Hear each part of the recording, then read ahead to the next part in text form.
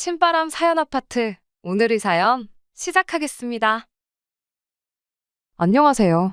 아무리 인간이 철이 늦게 들어도 아이가 태어나 부모가 되고 나면 사람이 달라질 수밖에 없다는데 철이 들기는커녕 아직도 엄마만 찾아대는 남편을 심호품에 반납해주고 돌싱맘으로 사는 삶을 택한 올해 31살 여자입니다.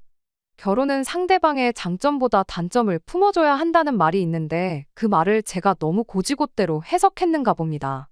단점을 품어준다는 게 남편의 단점을 이해해주고 평생을 남으로 살아왔는데 나와 다를 수도 있지 하고 못 본 척 넘어가 주는 게 아니고 그 꼴을 보고 계속 살 수 있을지 못 살지를 판단하라는 소리였는데 그 말의 참뜻을 이제 와서야 깨닫게 되었어요. 저는 말 그대로 이 사람의 단점을 품어주면 행복하게 잘 살 수 있겠구나. 너무 쉽게 생각을 했었는가 봐요. 이미 이혼까지 한마당에 이제 와서 뒤늦게 후회해봐야 아무 소용없는 거 알지만 그래도 제 속이나마 한번 후련해보고자 이렇게 사연을 적어 보내게 되었습니다. 남편은 저보다 한 살이 많아요. 한두 살 차이야 사회생활 시작하면 친구나 다름없다 보니 애초에 남편에게서 어른스러운 모습을 기대한 적은 없었습니다. 저보다 5살 많은 저희 오빠도 아직도 로봇 나오는 만화 보고 장난감 사 모으고 그러는데도 멀쩡히 잘 살고 있거든요. 남편 또한 게임 좋아하고 매사에 진지한 사람은 아니었어요. 연애할 때부터 알고 있었지만 그래도 목표한 바가 있으면 꼭 이뤄내는 그런 사람이었습니다. 이를테면 뭐 언제까지 무슨 자격증을 따야겠다 그렇게 마음먹으면 진짜로 그때쯤 해서 자격증을 제 앞에 가지고 오는 그런 사람이었죠. 유흥 좋아하고 그러는 것보다야 게임이 오히려 건전한 취미라고 생각했고 남편이 그래도 할 때는 하는 사람이구나 하는 면도 있었기에 남편 나이 30, 제 나이 29 긴 연애 끝에 저희는 결혼을 하게 되었어요. 처음에는 제가 남편한테 말도 한마디 안 했는데 이제 결혼을 한 만큼 가장다운 모습, 어른스러운 모습을 보여주고 싶다며 제가 보는 앞에서 그동안 자기가 사모았던 게임기며 결혼 전에 250만 원을 주고 맞췄다는 컴퓨터까지 죄다 당근에 팔아버리더군요. 게임기에 이것저것 죄다 정리하고 나니 400만 원이 들어왔는데 그 돈도 용돈으로 쓰는 게 아니라 자기가 먼저 알아서 적금 통장에 넣어왔고요. 이후에도 퇴근길에 PC방 같은데 한 번 들리는 법이 없었고 그 좋아하던 친구들과의 술 약속도 마다하고 퇴근하면 다른 데 눈길 한 번 안 주고 집에 돌아오는 시기였습니다. 제가 다니던 회사가 매일같이 야근이 있는 그런 회사거든요. 일도 없는데 그냥 직원들 돈 받아가는 거 아깝다고 뭐라도 하나 더 시키려고 그러는 회사요. 그래서 제가 항상 퇴근이 늦는 편이었는데도 그런 식으로 집에 먼저 와서 딴짓 안 하고 전부 다는 아니지만 혼자 있으면서 집안일도 해놓고 그러는 시기였습니다. 오죽하면 제가 남편한테 뭘 취미생활까지 없앨 필요 있냐고 어차피 나 퇴근해서 올 때까지 따로 할 일도 없는데 그냥 차라리 게임이나 하라고 말할 정도로 남편이 달라진 모습을 보여줬습니다. 그야말로 결혼 전 제가 남편의 단점이라고 생각했던 부분이 사라지는 순간이었죠. 저도 단점이 없는 그런 완전 무결한 사람이 아닙니다. 세상에 단점 없는 사람이 어디 있겠어요. 제가 모르더라도 남편이 생각하기에 저한테 아쉬운 점이 한두 개는 있을 수 있겠다 생각했어요. 남편이 노력해주는 만큼 저도 제 단점이 뭔지 알고 고쳐야겠다 그렇게 생각했습니다. 서로 간의 신뢰 속에 이해와 배려까지 있다면 그것보다 더 현명하고 행복한 결혼 생활이 또 어디 있겠냐 그런 마음이었어요. 그리고 그렇게 잘하는 남편을 보면서 내 판단 또한 틀리지 않았구나 막연하게 그렇게 생각을 했습니다. 그렇게 신혼 때 금술이 좋았던 만큼 저희한테 아이도 예상보다 빨리 찾아오게 되었어요. 결혼한 지 반년이 지나지 않은 시점에 아이가 생겨버린 겁니다. 그때는 뭐 계획까지 세울 거 있나? TV 보니까 갖고 싶어도 안 생기는 사람도 많던데 그냥 이러다 아이 생기면 낳아서 잘 키우면 되는 거지 그렇게 막연하게 생각을 했었어요. 그런데 막상 아이가 생기고 나니 생각할 게 이만저만이 아니더라고요. 둘 다 많지 않은 나이에 한 결혼이다 보니 맞벌이는 선택이 아니라 필수나 마찬가지였습니다. 남편이 너는 몸조리나 잘하고 아이만 신경 쓰라고 자기가 투잡 쓰리잡을 뛰어서라도 가장 노릇 제대로 하겠다고 말을 하긴 했지만 솔직히 그게 현실적으로 불가능한 이야기잖아요. 퇴근하고 부업을 하거나 아르바이트를 하거나 하면서 투잡 뛰는 사람이 요즘 많다고 듣기는 했지만 반대로 저도 주변에서 예정일 전까지 출근하는 분들 많이 봤거든요. 제가 일을 못할 상황이었다면 미안한 마음에나마 남편에게 우리 집 생계를 책임져 달라고 했겠지만 제가 할 수 있는데 굳이 벌써부터 회사를 그만둘 필요까지는 없다고 생각했어요. 그렇게 저는 계속 출근을 이어갔고 그러다 언젠가 혼자서 계산기를 두들겨 본 적이 있는데 아이 태어나고 나서도 사실 집이 정상적으로 돌아가려면 결국 제가 일을 꼭 해야만 하는 상황이더라고요. 그래서 아이가 태어나면 육아휴직 3개월 끝날 때까지만 제가 돌보고 그 이후에는 바로 영아반이 있는 어린이집에 보낼 계획이었습니다.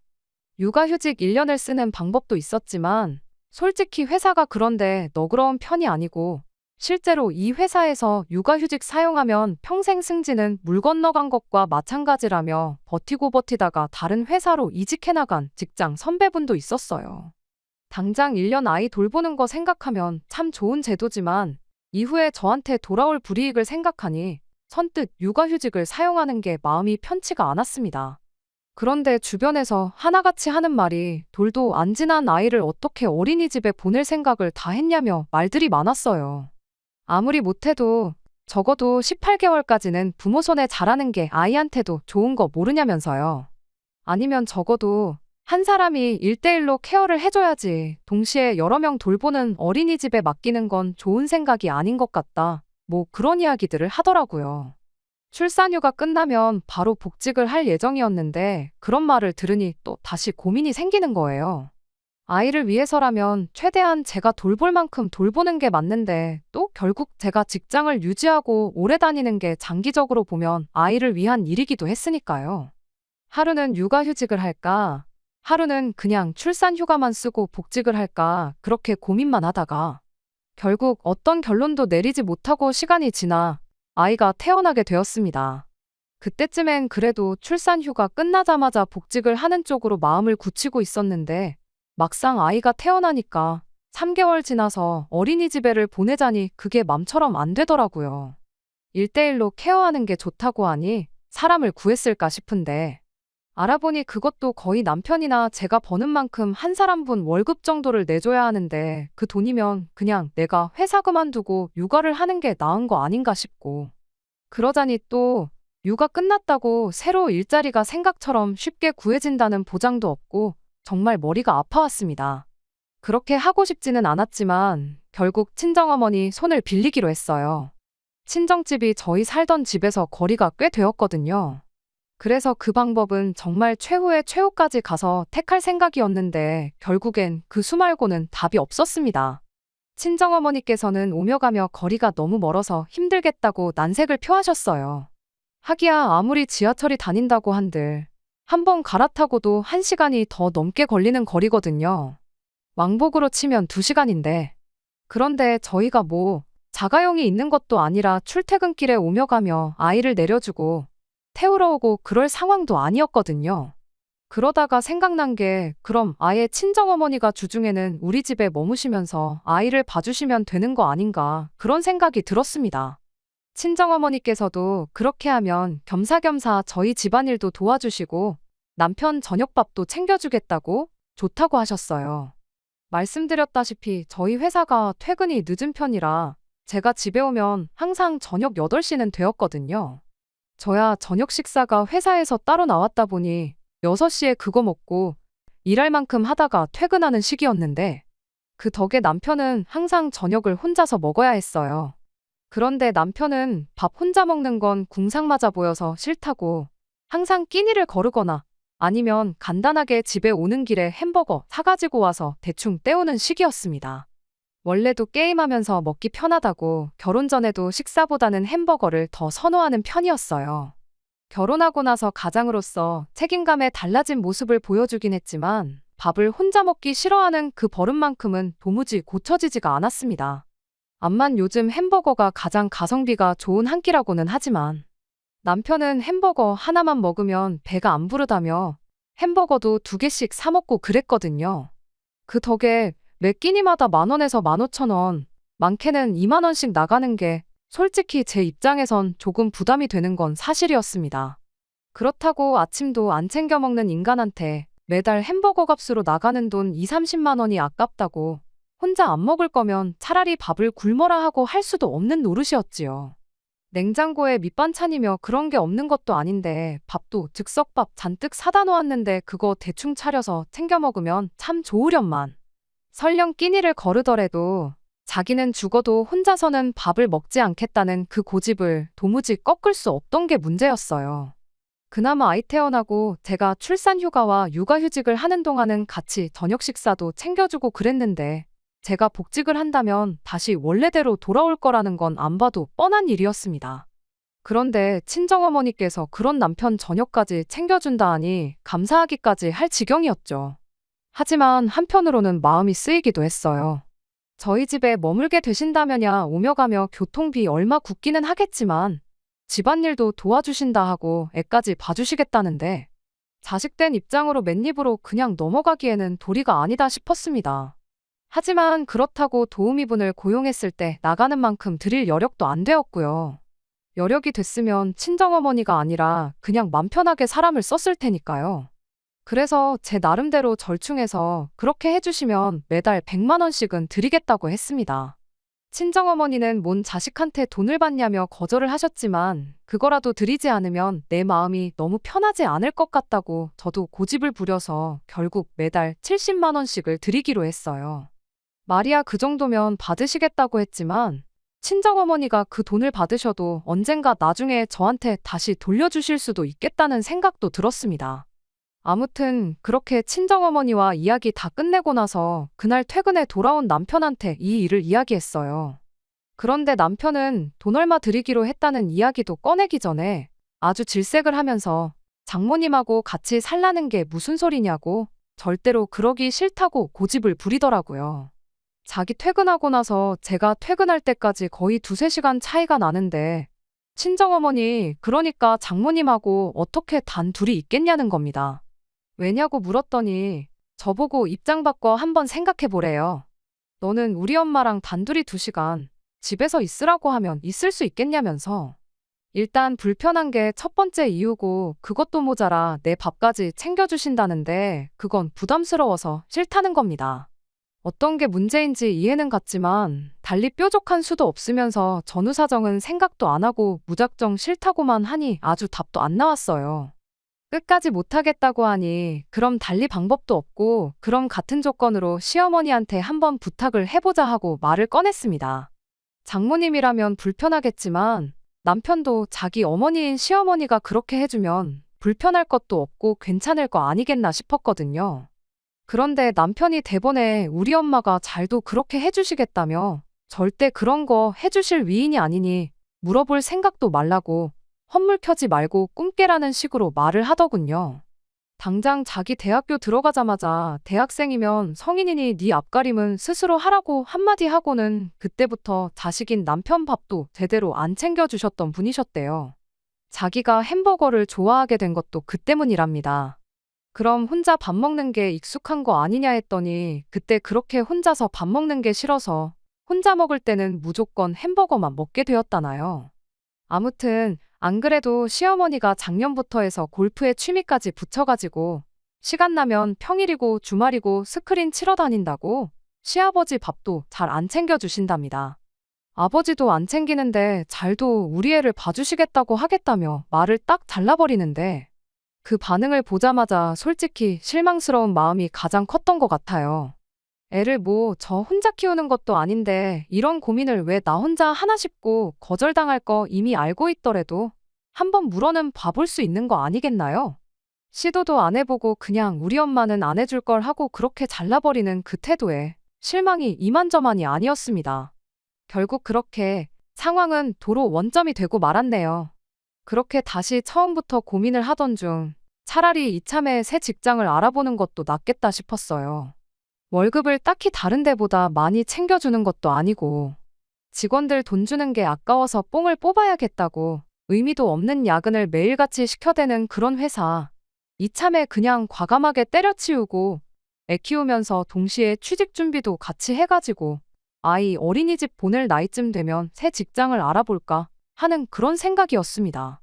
그럼 그때는 최소 아이가 18개월은 넘었을 때일 테니 남들 보내듯 어린이집을 보내도 되겠구나 싶었거든요. 나름 고민을 해서 이야기를 했는데 남편이 그럴 거면 일단 지금 다니는 회사에 육아휴직 신청을 해서 받아먹을 수 있는 거 다 타먹고 복직한 다음에 바로 퇴사를 하라고 하더라고요. 꼼수 같기는 하지만 어차피 회사도 나라에서 보조금이 나오니까 손해보는 거 없는 거라고 남들도 다들 그렇게 하고 있고 불이익도 없다더라면서요. 설령 진짜로 아무 불이익이 없을지라도 저는 개인적으로 그게 마음에 걸리더라고요. 육아휴직 다 쓰고 복직해서 돌아오자마자 퇴사한 기록을 남기는 게 솔직히 새 직장을 구할 때 문제가 된다면 될 수도 있겠다 싶어서 내키지가 않았어요. 그럼 또 남편이 그렇게 싫으면 네 발로 관두지 말고 회사에 잘라달라고 하라는 겁니다. 그럼 실업급여 신청 자격이 된다고요. 그런데 그 또한 내키지가 않았어요. 복지제도라고 하지만 솔직히 남편이 말한 방식대로 하면 편법이나 마찬가지잖아요.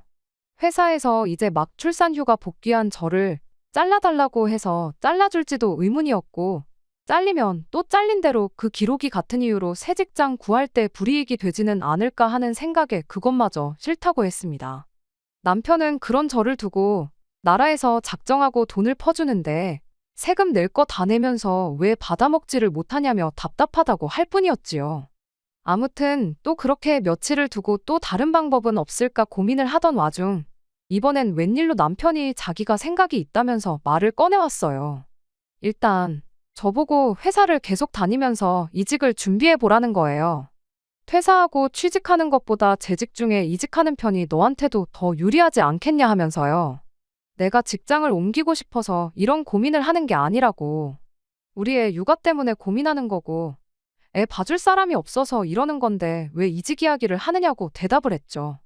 그랬더니 남편이 육아휴직은 뭐 엄마만 있냐고 아빠인 자기도 똑같이 나오는 거 모르냐입니다.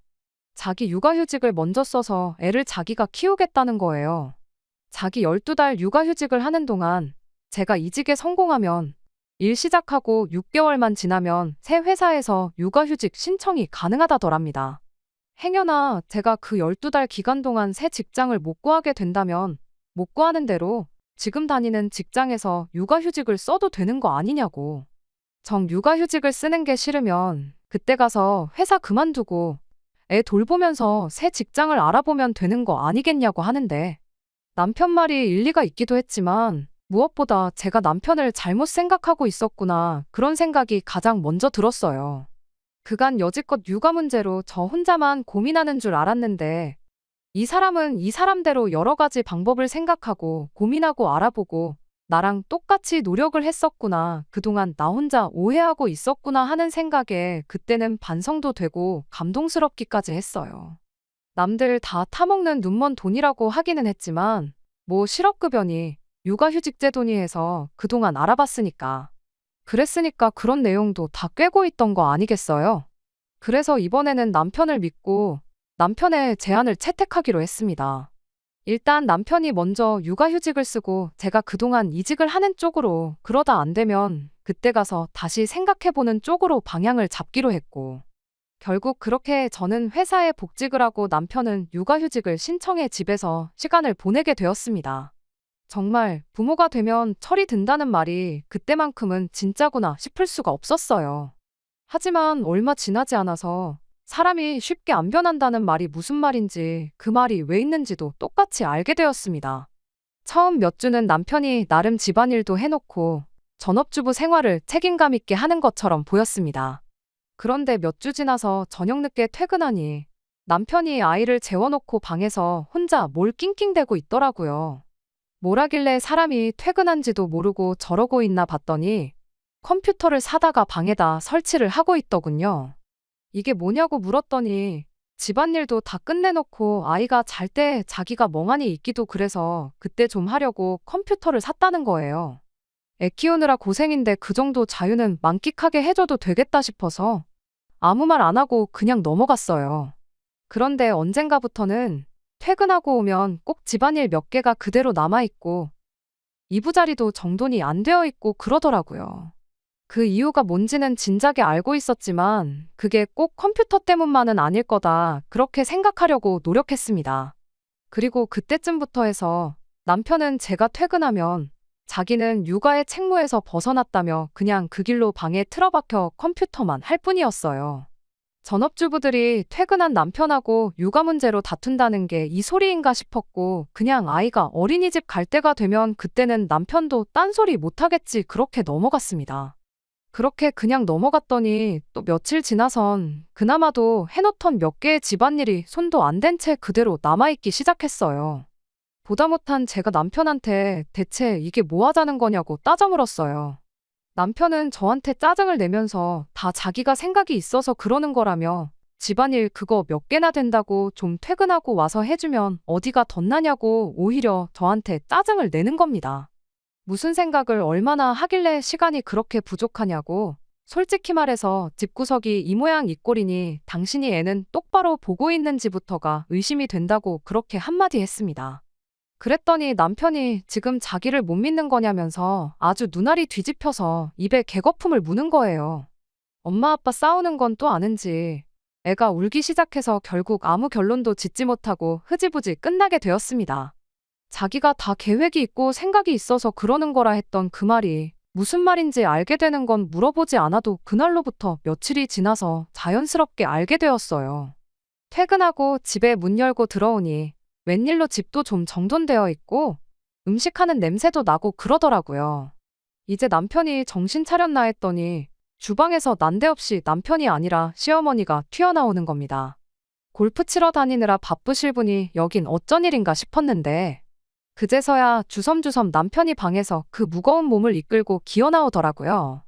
머리는 아주 떡이 져가지고 아침에 입고 있던 옷 그대로 입고 있는 꼴을 보아하니 씻지도 않고 방에 틀어박혀 있었구나 싶었어요. 이게 무슨 상황인지 묻기도 전에 시어머니가 먼저 입을 열더군요. 아들한테 이야기 들었다고 너 니네 엄마 이 집에 살게 하면서 애 봐주게 할 생각이었다지? 하면서 엄마를 집에까지 들여서 부려먹겠다는데 맨입으로 부려먹을 건 아니었을 테고 애 봐주는 거 내가 대신 할 테니 달에 200만 원씩만 달라고 하는 겁니다. 누가 들으면 나한테 돈을 맡겨놓은 줄 알겠다 싶을 정도로 당당하게 말이죠. 그러면서 한다는 소리가 몇 달 바짝 벌어가지고 그 돈으로 골프나 치러 다니겠다 하는데 어이가 없어서 친정어머니한테 아이 돌봐달라고 부탁한 것도 맞고 그동안 이 집에서 지내시기로 한 것도 맞지만 돈은 매달 70만 원씩 드리기로 했다고 말을 했어요. 시어머니는 거짓말하지 말라며 제 말을 안 믿는 눈치였습니다. 어디서 시어머니를 속일 생각을 하냐고 세상에 누가 그 돈 받고 애를 봐주겠다 하고 그 돈 주고 애를 봐달라고 할 생각을 하겠냐면서 가족끼리 그 사이가 가까울수록 돈 관련된 건 확실하게 해야 한다는 소리를 하더군요. 200만 원도 사람 쓰는 거보다 싸게 해주는 거라고 생색을 내는데 참 할 말이 없어서 그냥 그 길로 남편 끌고 방으로 들어가서 이게 무슨 상황인지 설명이나 좀 해보라고 했습니다. 그러자 남편은 장모님한테 70만 원을 드리기로 했던 그게 중요한 게 아니라면서 자기의 장대한 계획을 저한테 털어놓더라고요. 자기가 게임 유튜버가 되겠답니다. 자기가 그동안 집에 있으면서 보니까 유튜버 하는 사람들 게임하면서 말 몇 마디 떠들고 돈은 웬만한 월급쟁이들의 몇 배씩을 벌어간다나요. 좋아하는 일 하면서 돈도 벌고 집에 있어도 되니까 애도 키우고 그야말로 지금 우리 상황에 이것보다 좋은 게 없다는 거예요. 그런데 그러기 위해선 당장 구독자도 모아야 하고 게임도 해야 되고 그러니 애를 볼 시간이 없을 것 같아 시어머니를 집에 모셔온 거랍니다. 당장은 없는 상황에 돈 들이는 게 아깝다고 생각이 들지는 모르겠지만 이게 잘만 풀리면 시어머니한테 200만 원을 줘도 많이 주는 게 아니라는 거예요. 어이가 없어서 네가 뭐 프로게이머들처럼 게임을 남들보다 월등히 잘하는 것도 아니고 그렇다고 방송하는 사람들처럼 입담이 좋은 것도 아닌데 잘도 누가 네 방송을 보겠다고 쓸데없는 소리 하지 말라고 했습니다. 그랬더니 남편이 지금이 아니면 기회가 없다고 하는 거예요. 자기가 육아휴직 알아보면서 알게 된 건데 원래 여자들은 육아휴직 풀로 땡겨서 퇴직금까지 조금 더 받고 복귀하자마자 퇴사하는 게 정석이고 남자들은 육아휴직 내고 그동안 딴 일 할 걸 알아보는 게 정석이라나요. 남들도 다 육아휴직하면서 이직 준비하고 사업 준비하고 그러는데 따지고 보면 자기도 자기만의 사업을 준비하는 거라 마찬가지라는 겁니다. 자기도 무조건 유튜버가 된다고 해서 잘 되는 게 아니라는 걸 안다고 그래도 혹시 모르지 않냐면서 이번 기회에 한번 해보는 거라고. 안 되면 육아휴직 끝나고 복직하면 되는 거다. 돌아갈 직장이 있는데 무슨 걱정이냐고 헛소리를 떠드는데 100번 양보해서 그건 그렇다 쳐도 이런 일을 나랑 한마디 상의도 없이 정한 것도 그 와중에 시어머니를 집에까지 모시고 온 것도 좀 아니지 않냐고 물었어요. 우리 형편에 매달 200씩 드리는 게 감당이나 되겠냐고. 친정어머니가 해주시기로 했던 대로 다시 70만 원으로 한번 부탁드려 보라고.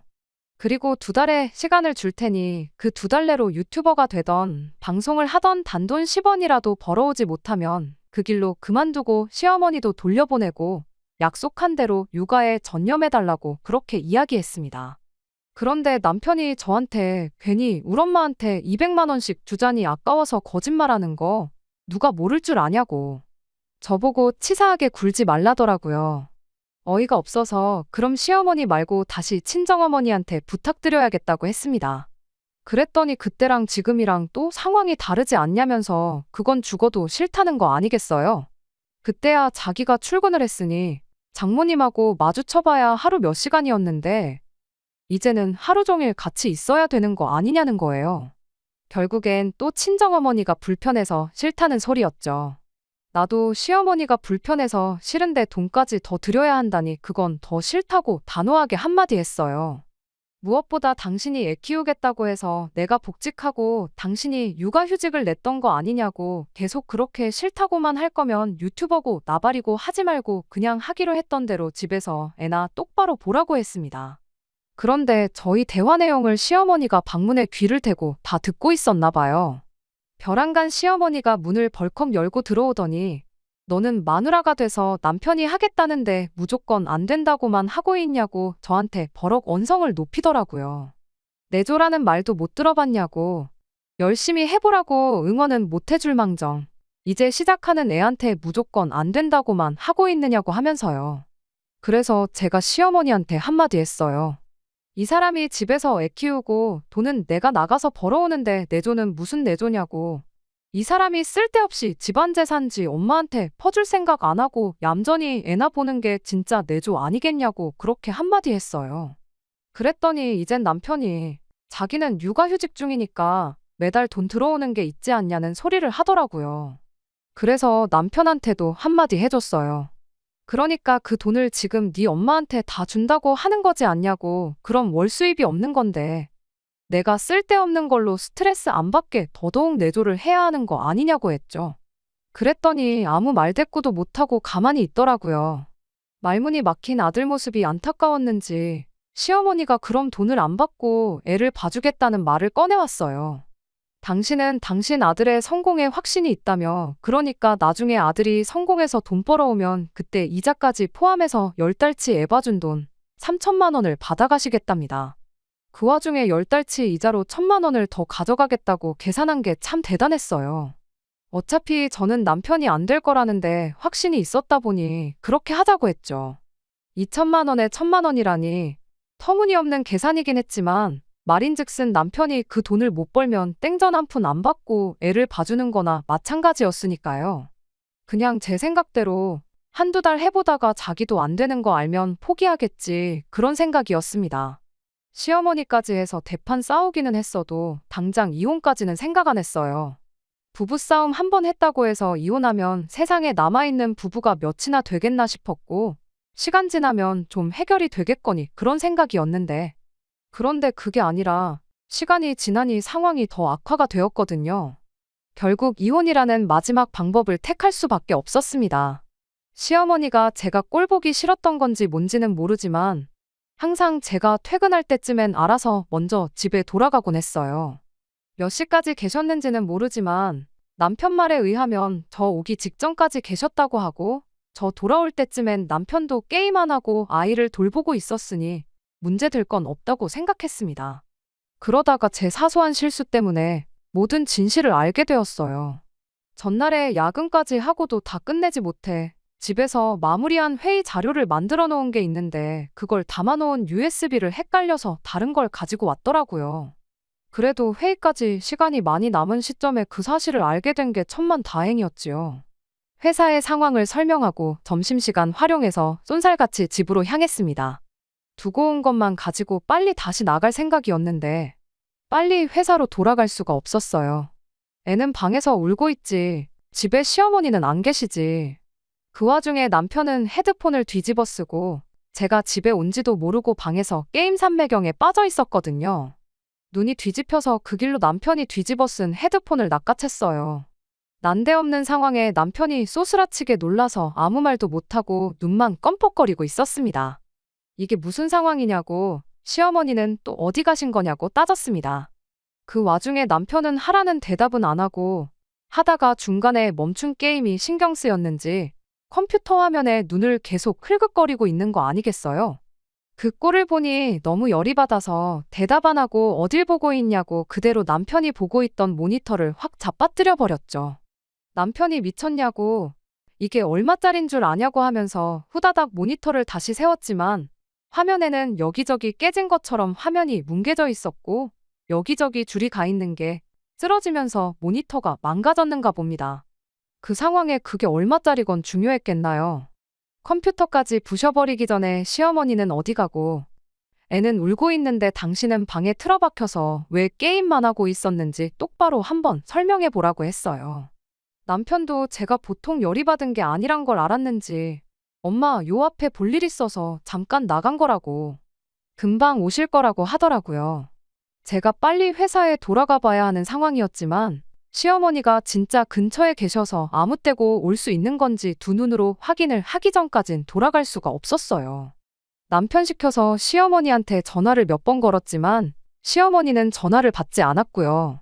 시어머니한테서 전화가 다시 걸려온 건 그로부터 1시간이 더 지나서였습니다. 남편이 제가 집에 와 있다는 사실도 말하기 전에 시어머니가 먼저 남편한테 이렇게 말했어요. 오늘 게임이 너무 잘 돼서 돈 따가지고 오는 길이라고 아들 점심으로 뭐 먹고 싶으냐고요. 당시 상황을 전혀 모르던 시어머니였다 보니 어디 있었는지 그 상황에 전부 자백을 하는 거나 마찬가지였습니다. 시어머니는 애보다 말고 지인분이 부른다고 해서 스크린을 치러 다녀온 거였죠. 남편이 이젠 그 어떤 변명도 안 먹히겠다 싶었는지 그 길로 시어머니한테 제가 지금 집에 와 있으니 빨리 오시라는 말만 하고 전화를 끊더군요. 남편한테 하고 싶은 말이 참 많았지만 시어머니가 올 때까지 기다렸어요. 아마 남편도 그 시간이 가장 힘들었을 겁니다. 한 30분 정도 지났나 그제서야 시어머니가 집에 후다닥 들어왔어요. 솔직히 거기서 시어머니가 먼저 사과라도 해왔다면 그냥 저도 그만했었을 수도 있어요. 하지만 시어머니는 사과 대신 저한테 성질을 부리는 쪽을 선택하셨습니다. 집에 들어오자마자 제 탓부터 하는 거예요. 돈 안 받고 애 봐주고 있으면 이 정도 자유시간은 가져도 되는 거 아니겠냐면서요. 말인즉슨 준다고 했던 적도 없던 그 200만 원을 줬으면 당신이 책임감을 갖고 중간에 자리 비우는 일 없이 애 보는데 집중을 했을 거랍니다. 돈도 안 받고 힘들고 스트레스 받는 와중에 기분 좀 풀러 잠깐 다녀온 걸 가지고 뭐라고 한다고 뻔뻔하게 나오는데 시어머니 말이 끝나기 무섭게 남편도 제 탓을 하기 시작하는 거 아니겠어요? 여태 찍소리도 못하더니 시어머니 한 명 왔다고 자기 편이라도 생긴 줄 알고 그런 건지 엄마 말이 맞다고 스트레스도 풀고 그래야 능률도 늘어나는 법이라며 자기도 여태까지 애 보고 있다가 애가 잠든 거 보고 스트레스 좀 풀려고 잠깐 게임을 켰던 거였는데 딱 5분도 안 했는데 그 와중에 제가 집에 들어왔다는 거예요. 진짜로 사과만 한마디 했다면 저도 그냥 들어려니 넘어갔을 수도 있는 일을 애써 키우고 있는데 저도 더는 못 참겠더라고요. 그래서 그 길로 남편 컴퓨터 줄 뽑아서 들고 와가지고 그대로 바닥에 패대기 쳐버렸어요. 그걸로도 화가 안 풀려서 유리가 와장창 깨진 컴퓨터를 다시 번쩍 들어다가 그 길로 창밖으로 던져버렸습니다. 남편한테 모처럼 맞는 말 했다고 사람이 스트레스도 풀고 그래야 된다는 게 무슨 말인지 알겠다고 아주 다 속이 후련하다고 했죠. 혹시나 해서 덧붙이지만 저희 집 1층이에요. 던질 때도 밖에 아무도 없는 거 확인하고 던졌습니다. 아무튼 그 사단이 나니 시어머니가 이게 뭐 하는 짓이냐고 빼액 소리를 질러대고 있고, 남편도 박살난 자기 컴퓨터 어떻게 살려보겠다고 신발도 똑바로 안 신고 그대로 화단으로 뛰쳐나가대요. 이미 박살이 나서 흙투성이가 된 컴퓨터를 들고 남편이 들어오자마자 마지막으로 한마디 했어요. 어머님이 스크린을 치러 가든 저 멀리 지방에 필드를 다녀오든 이 사람이 애만 똑바로 보고 있었으면 나도 아무 말 안 했을 거다 하고요. 다른 사람 애도 아니고 당신 애고 어머님 손자라고 책임감을 갖지는 못할 망정 당장 자기 노는데 급급한 사람들을 몰라보고 애를 맡긴 내 잘못이라고. 애는 내가 알아서 어떻게든 키울 테니 당장 이혼해달라고 했습니다.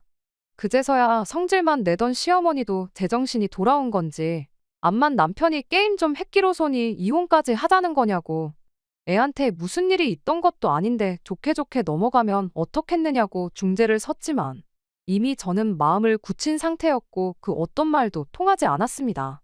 게임하는 게 뭐 나쁜 게 아니에요. 말씀드렸다시피 쓸데없는데 돈 쓰고 밖에서 도는 것보다 훨씬 건전하고 좋은 취미라고 생각하는 사람입니다. 제가 남편 게임을 못하게 한 것도 아니잖아요. 괜히 자기가 시키지도 않았는데 죄다 당근에 팔아치워 놓고는 그걸 나 때문에 그런 거라는 것도 어이가 없고, 지 자식까지 신경이 안 쓰일 만큼 좋아하는 거면 나랑 이혼하고 실컷 하면 되는 거 아니냐고. 그리고 어머님도 아들 도로 데려가서 애 키워주는 값으로 200만 원씩 받으시라고 했어요. 우리 애 양육권을 넘기겠다는 게 아니라 어머님 아들이 아직도 정신 못 차리고 몸땡이만 큰 애나 마찬가지인 것 같은데 이참에 제대로 어른 한번 만들어주라고요. 남편도 그제서야 너 혼자 어떻게 애를 키울 거냐며 당장 육아휴직도 못 쓰는데 가당키나 하겠냐며 한 소리를 하대요.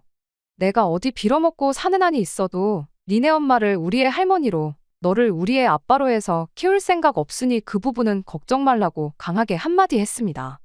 그리고 그냥 그 길로 회사에 전화해서 상황 설명하고 회의 자료는 이메일로 보내줄 테니 알아서 하라 말하고 짐 챙겨서 애 데리고 친정으로 향했어요. 딱히 저를 붙잡지도 않는 걸로 봐서 저러다 화 풀리면 말겠지 그렇게 생각을 했는가 본데 덕분에 이혼하는 게 어렵지도 않았습니다. 그 와중에도 남편은 유튜버의 꿈을 접고 싶지 않았는지 망가진 컴퓨터 고쳐다가 육아휴직 남은 기간 꽉꽉 채워서 남은 8개월을 전부 게임하는데 쏟아부었나 봐요. 그리고 얼마 전 복직해서 회사 나가고 있다는 소식을 들었습니다.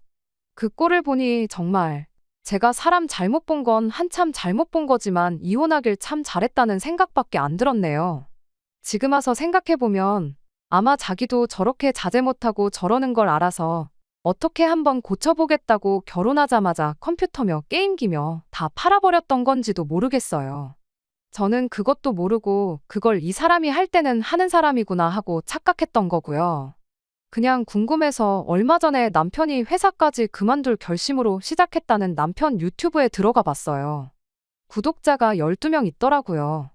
보나마나 그 12명 중 2명은 시어머니랑 시아버지겠구나 싶었습니다. 그 와중에 자기도 처음부터 안 될 거란 걸 알았는지 영상도 몇 개 올리고 말았더라고요. 영상마다 시어머니가 우리 아들 화이팅 하고 써놓은 댓글들을 보니 참, 저 시어머니가 아들 식사는 안 챙겨줬을지라도 자식 사람만큼은 대단하신 분이다 싶었네요. 그리고 그 사랑하는 아들, 엄마 품에 돌려줬으니 아마 저를 원망하는 게 아니라 고마워하지 않겠나 그런 생각이 들어요. 아이는 친정에 맡기고 일을 하려고 했는데 저도 막상 친정어머니한테 고작 70만 원 드리고 애 봐달라고 부탁하자니 마음이 그래서 그냥 죽이 되든 밥이 되든 제가 키우기로 결심을 했어요. 회사는 남편과 이혼하자마자 그만뒀어요. 밤 8시까지 일해야 하면 아이 어린이집 보낼 때가 돼도 친정어머니 도움이 필요할 것 같아서 일단 죽이 되든 밥이 되든 혼자 힘으로 아이 키우면서 새 직장도 알아보려고요. 힘든 길이 되겠지만 제가 선택한 길이니 후회 없게 열심히 살아볼 생각입니다. 끝까지 들어주셔서 감사합니다. 오늘의 사연은 여기까지입니다. 구독과 좋아요, 알람 설정 부탁드리고 더 좋은 사연으로 다시 찾아뵙겠습니다. 감사합니다.